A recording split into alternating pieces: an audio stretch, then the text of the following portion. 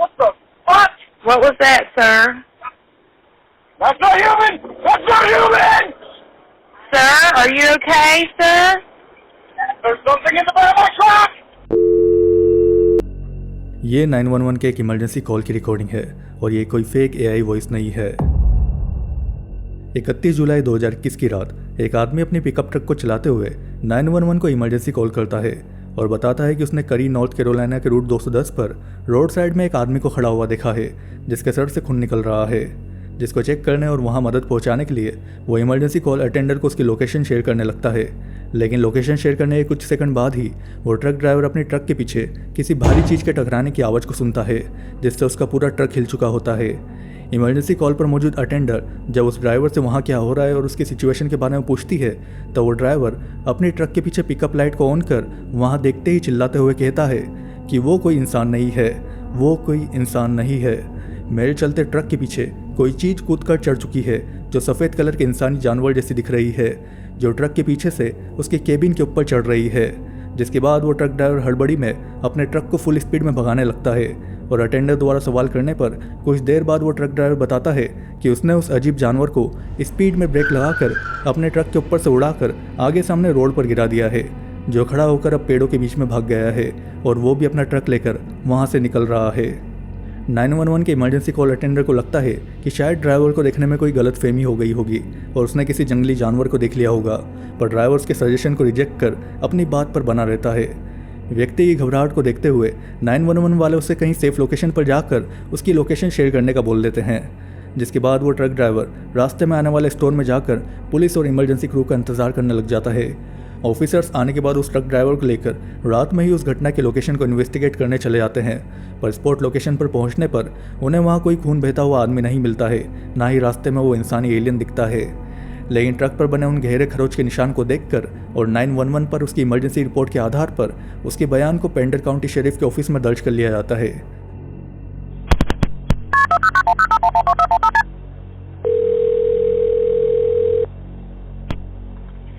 Pender County 911, what's the address of your emergency?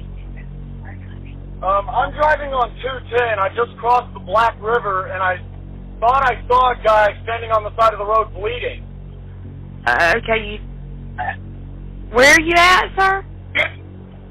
I'm on 210. I just crossed the Black River. I'm heading towards 53 East. I just passed Patriots Watch. Okay, so you're over near Morse Creek? Yes. Okay. And did you saw a man standing on the side of the road? Yes, ma'am, and it looked like he was bleeding because when I drove by, I had my high beams on, and all I could see was just some streaks of red going down his body, starting at his head. Okay, hold on. I'm trying to get exactly where you're at. Okay. I'm kind of in the middle of the woods at the moment. Yes, sir. I'm familiar with the area. What the fuck? What was that, sir? That's not human! That's not human! Sir, are you okay, sir?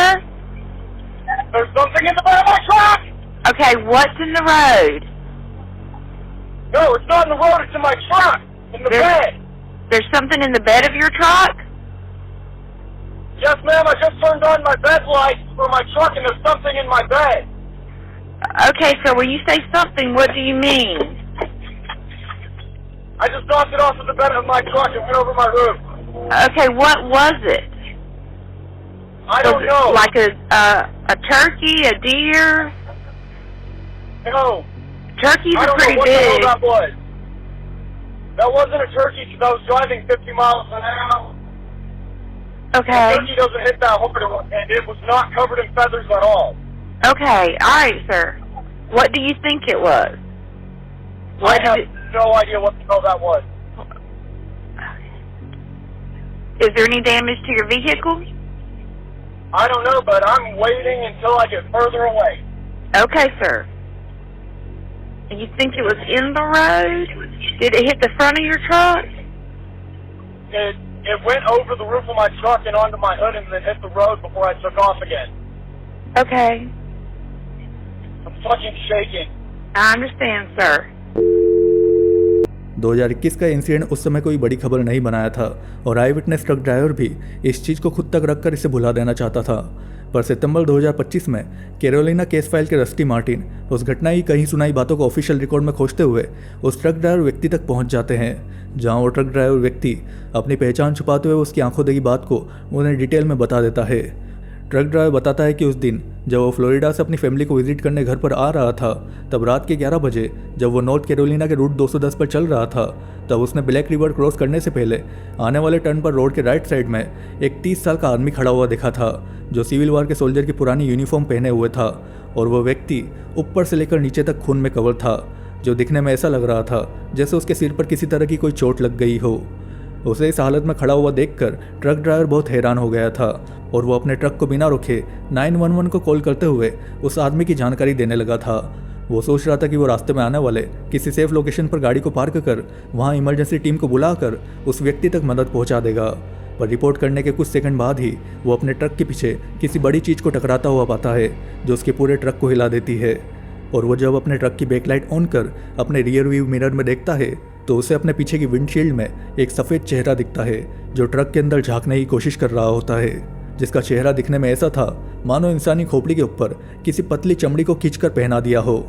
उसे उसके चेहरे पर नाक और कान उभरे हुए नहीं दिख रहे थे और उसकी आंखें भी अंदर की ओर धसी हुई थी, जिसको देखते ही वो डर में चिल्ला दिया था कि ये कोई इंसान नहीं है, जैसा कि हमने उस ऑडियो में भी सुना है। ट्रक ड्राइवर का कहना था कि उस समय उसके पास बचाव का कोई हथियार नहीं था और वो एलियन भी उसके ट्रक के पीछे से उसके ट्रक की छत पर आ चुका था, जिससे बचने के लिए फिर वो ट्रक को फुल स्पीड में भगाकर उसके ब्रेक दबाकर उस एलियन को अपने ट्रक के ऊपर से उड़ाते हुए आगे दूर तक रोड पर गिरा दिया था, जो खड़ा होने पर उसके ट्रक से भी ऊंचा लगभग 7 फीट का दिख रहा था, जो दिखने में ऐसा लग रहा था जैसे किसी नॉर्मल इंसान को हाथ और पाँव से खींचकर लंबा कर दिया गया हो। वो एलियन खड़ा होने के बाद फिर रोड के लेफ्ट साइड में जंगल में तेज़ी से भाग गया था और वो ड्राइवर भी अपनी लेन चेंज कर वहाँ से निकल गया था और रास्ते में आने वाले काउंटी शॉप पर रुक कर वहाँ पुलिस का इंतज़ार करने लग गया था। पुलिस के आने के बाद जब उसने ये घटना उन्हें बताई तो वो उसकी बातों पर यकीन नहीं कर पा रहे थे, पर उसके ट्रक के अंदर और उसके केबिन के ऊपर बने पंजों की खरोच के निशान को देखकर वो ट्रक ड्राइवर को लेकर रात में ही उस इंसिडेंट वाली जगह को इन्वेस्टिगेट करने चले गए थे। पर रात के 2-3 बजे तक तलाश करने पर उन्हें वहाँ कोई खून बहता हुआ आदमी और वो एलियन नहीं मिला था। पेंडा काउंटी शेरिफ का कहना था कि मोरिस नेशनल बैटलफील्ड के पास इस तरह की अजीब चीज़ें देखने और आवाज़ें सुनने के दावे पहले भी किए जा चुके हैं, जिन्हें वो एक्सप्लेन नहीं कर सकते हैं। The Moores Creek National Battlefield does sit well off the roadway. In the years past, we have had deputies respond to that area. Different noises on the battlefield itself, things being seen on the battlefield that just couldn't be explained. वैसे Morris creek national battlefield जहाँ ये घटना हुई थी, ये US का एक national park है जो 1776 के अमेरिकन रिवॉल्यूशन से जुड़ा हुआ है और इसका वार और सोल्जर से कोई लेना देना नहीं है और ना ही इसके आसपास कोई मिलिट्री कैंप और बेस मौजूद है। तो सवाल ये है कि आखिर वो खून बहता हुआ सिविल वार का सोल्जर वहाँ आया कैसे था? क्या वो आदमी कोई शेप शिफ्टर एलियन और स्किन वॉकर था जो रूप बदल कर वहाँ खड़ा हुआ था? ट्रक ड्राइवर ने जिस तरह उस इंसानी एलियन के शेप को बताया है वो सुनने में मुझे टॉल ग्रे एलियन की प्रजाति से मिलता हुआ लगता है, पर कोई एलियन चलते हुए ट्रक पर जंप कर इस तरह का एग्रेसिव बर्ताव क्यों करेगा? ऐसी हरकत तो वो तभी कर सकता है अगर उसका दिमाग किसी तरह के रेडिएशन कॉन्टेमिनेशन की वजह से हिल चुका हो।